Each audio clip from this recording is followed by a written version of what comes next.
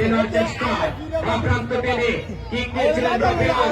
রবিউল থেকে আবারও নাম্বার 9 নেসার ছিল, নেসার থেকে আবারও ওখানে কিন্তু 7 এগিয়ে গিয়েছিল, আলটু করে ঘুরিয়ে দেওয়ার চেষ্টায় আনাস এগিয়ে গিয়েছিলেন, বল থেকে টেনে নিলেন, মধ্যমাঠ টেনে আলটু করে বাড়িয়ে দিলেন, সাকিব পা ঘুরিয়ে দিলেন, হেড হয়েছিল।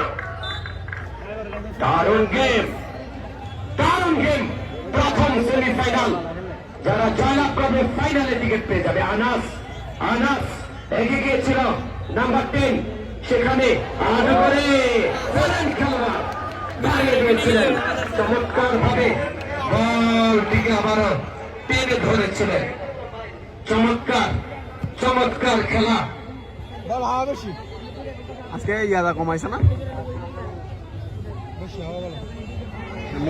বাড়িয়ে দিবেন মধ্যমাঠ আবার আনাস মাইনাস নিয়েছিলেন, দেখে শুনে প্রান্ত টেনে চেষ্টা,